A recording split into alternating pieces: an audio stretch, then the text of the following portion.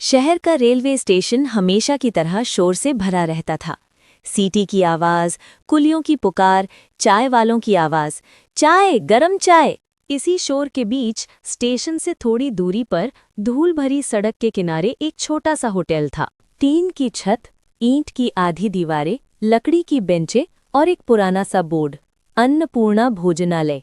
लेकिन शहर में कोई उसे इस नाम से नहीं जानता था। लोग कहते थे, अरे वही ना, गरीब का होटल। ये होटल किसी बड़े सपने से नहीं, बल्कि एक भूखे पेट से पैदा हुआ था। इस होटल के मालिक थे रामू काका।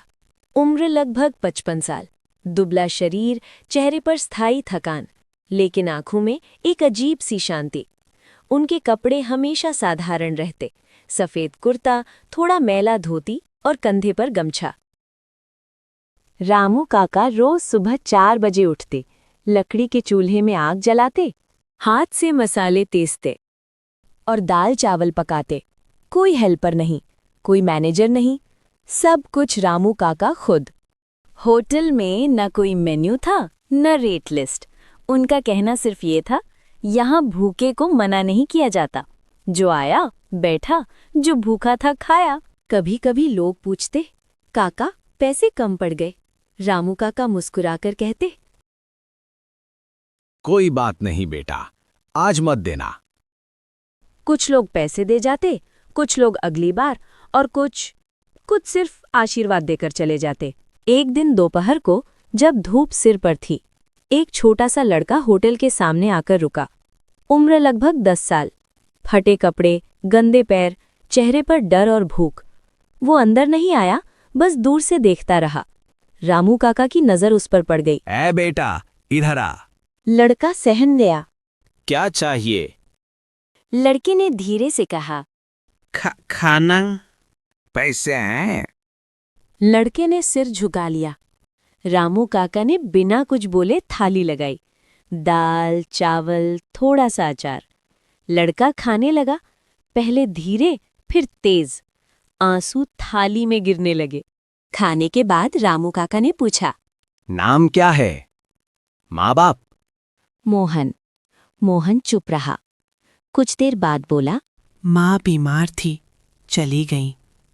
पिता शराब उस पीते दिन के थे। बाद मोहन वो रोज भी। आने लगा। मोहन स्टेशन पर भीख मांगता था, कभी कभी कूड़े से खाना ढूंढता। रामू काका ने उसके सिर पर हाथ रखा। जब तक पेट भरा है, तब तक जिंदगी है। रामू काका ने उसके सिर पर हाथ रखा। जब तक पेट भरा है, तब तक जिंदगी है। उस दिन के बाद मोहन रोज आने लगा, कभी खाना खाने, कभी बर्तन धोने में मदद करने।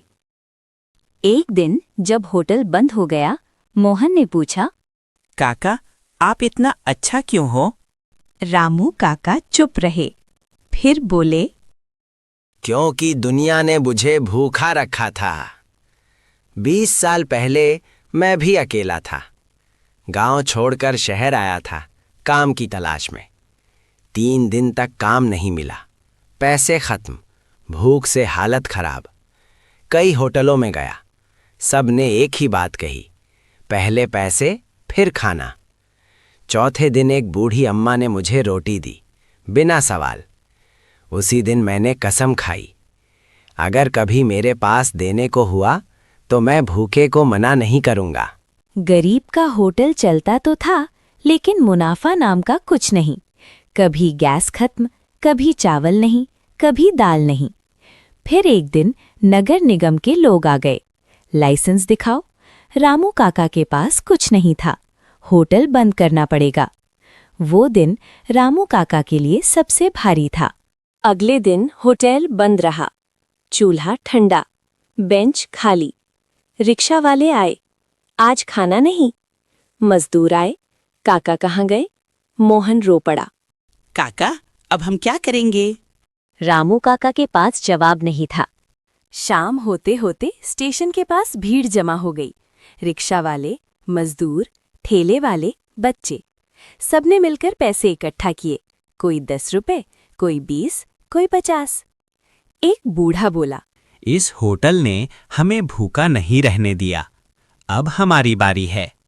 होटल फिर खुला। रामू काका रोते हुए बोले। मैंने होटल नहीं, परिवार बनाया है।